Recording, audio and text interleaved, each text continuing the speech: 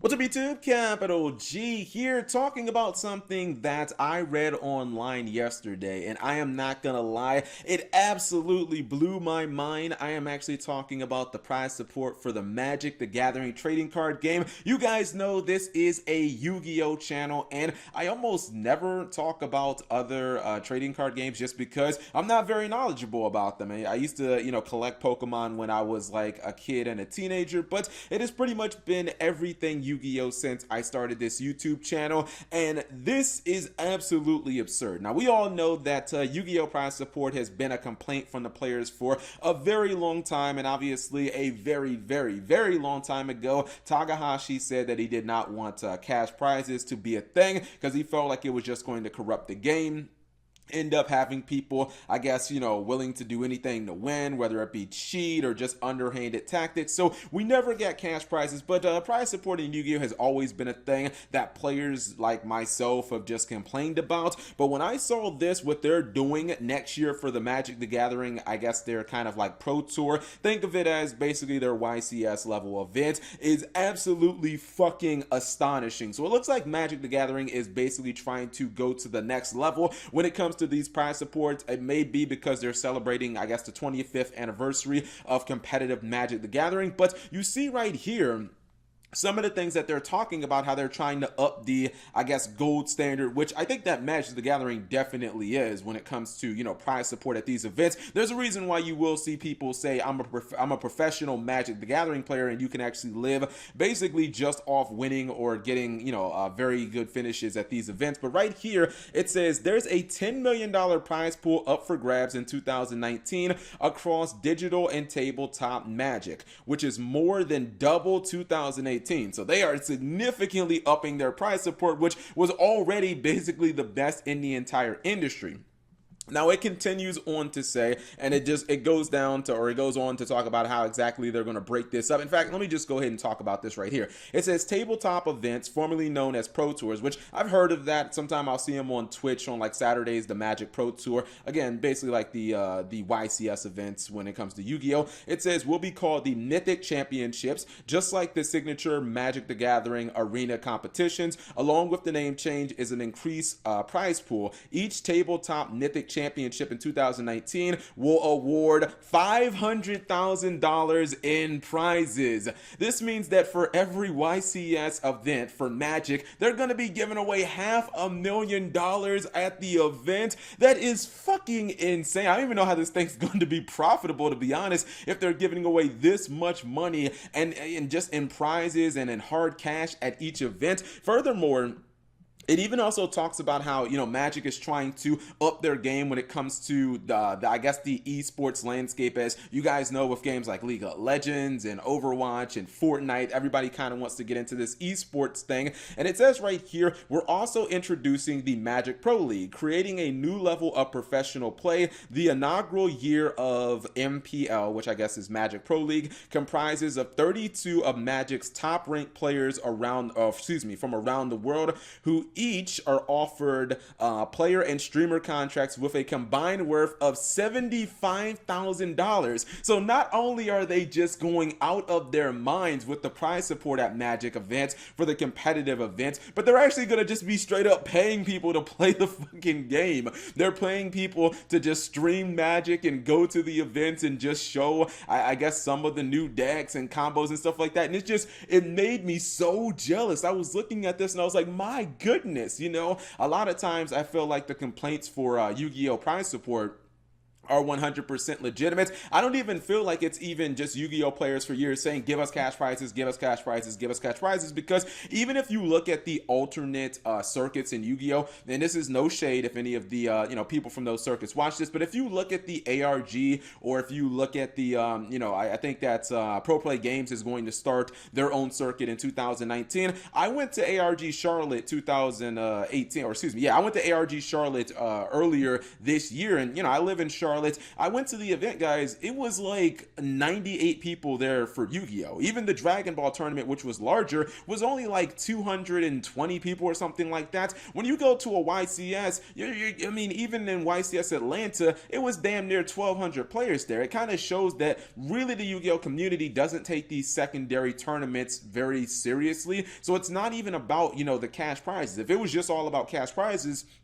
then you would see the ARG series would be, you know, 1,000 people per event, but they barely even break 200 people on their best days. So it kind of tells you that Yu-Gi-Oh! Players don't just want cash, they just want better prize support as a whole. And don't get me wrong, when you go to a regionals, you know, being able to get the mats and the deck box is nice, but I kind of feel like even if they're not going to do it on the regional level, I damn sure feel like Konami needs to step their game up when it comes to the YCS level, because that is basically our Pro Tour. And especially when you see the attendance for these competitive events, you guys know that and the 200 or at the 200th YCS, we broke all sorts of attendance records, you know, whether it be the largest European event in Yu-Gi-Oh! History or the largest event in Central America history. It was the second largest YCS in North American or American history. So it's not like the attendance numbers aren't there. And just imagine if instead of getting maybe a PS4 or something like that for winning, imagine if you got like a $5,000 like college bond or something like that. I don't know all the ins and outs of how they would make it profitable, but when I see Magic doing things like this where they're actually paying their top duelists, you know, $75,000 a year just to play the fucking game, when they're giving away $500,000 at every single one of their events, it definitely makes me raise an eyebrow and say, yeah, man, what's up with these shitty rubber mats and deck boxes when these Magic players are walking away with $100,000 per event each? You know, even when you look at the Pokemon trading card game, Pokemon is another game that I would compare very similar to Yu-Gi-Oh! The trading card game. I believe both started the same exact year. I think they're maybe they're close, but you know, Pokemon, you even look at some of their prize support. Now this is for like the World Championship, so maybe it is going to be a little higher than normal, but they actually give out not only cash prizes in Pokemon, but there's even an option, if I can actually find it here, there's even an option for a scholarship. So I feel like that could definitely be something, even if, you know, Takahashi was against just giving out straight cash,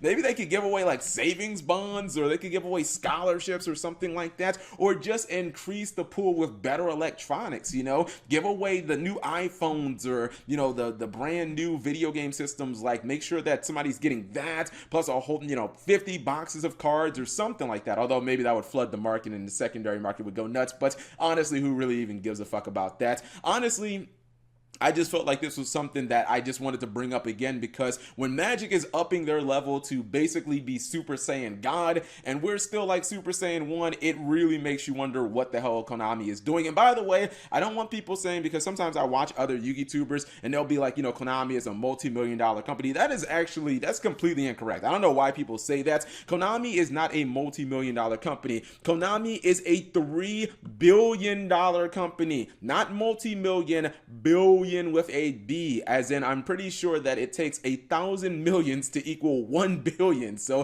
Konami essentially has 3,000 millions. And if you guys are thinking that, you know, Yu-Gi-Oh! Isn't making any money, all cap G, Yu-Gi-Oh! Don't make no money for Konami. All their money comes from pachinko machines, which honestly I really feel like Konami doesn't have.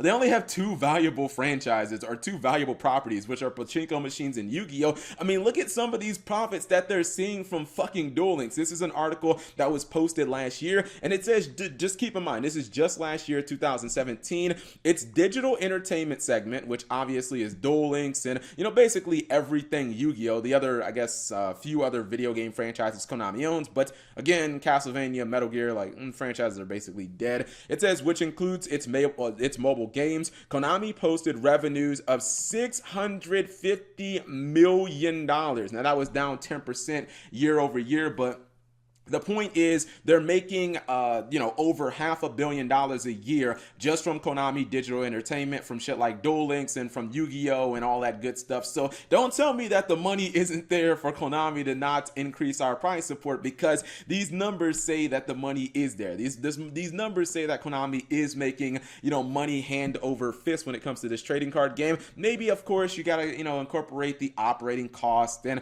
licensing and all that good stuff with Yu-Gi-Oh! Just straight up losses that they take with certain things, shitty sets that don't sell. Shadows over Valhalla, anyone?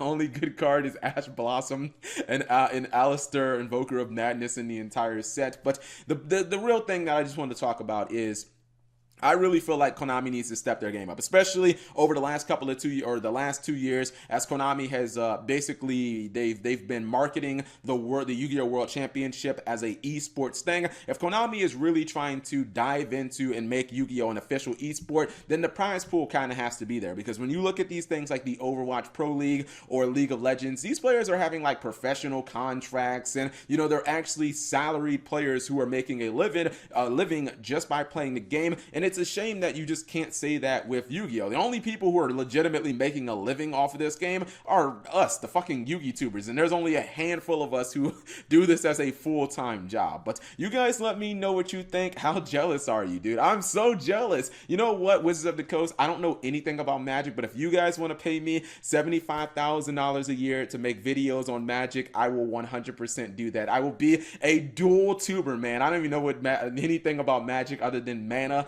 and that's pretty much it. Anyways, hopefully you guys enjoyed this short video.